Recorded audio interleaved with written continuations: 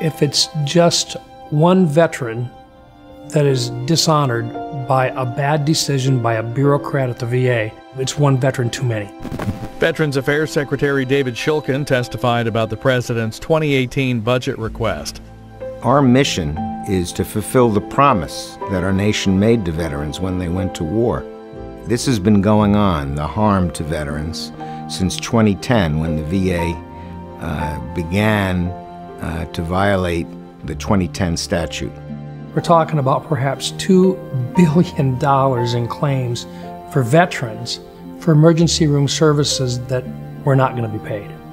This case is about are veterans who experience an emergency in their home or on the road, and they can't travel 2.5 to 3 hours to go to the VA facility.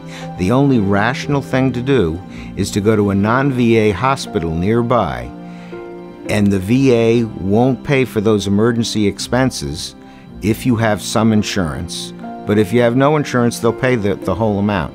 What the court case provided to us was clear evidence of agreement by multiple courts that the veterans were correct in their assumption that the VA should be picking up those medical or emergency room expenses.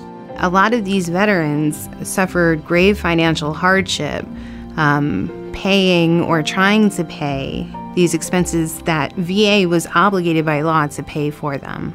This is another black mark on the VA, that they had to be dragged into court to do the right thing.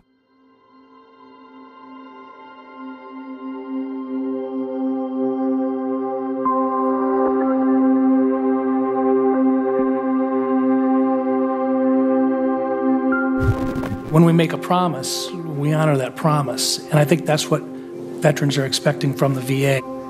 I guess my question, sir, would be what is the status of the Staab appeal, which is the appeal on the Emergency Care Fairness Act?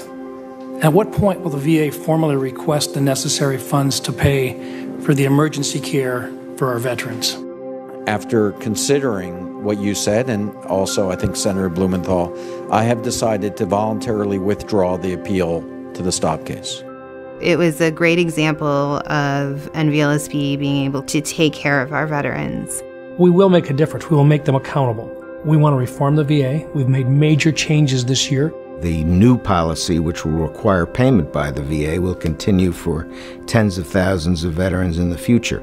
Veterans no longer have to choose between suffering or going into debt and seeking timely medical care.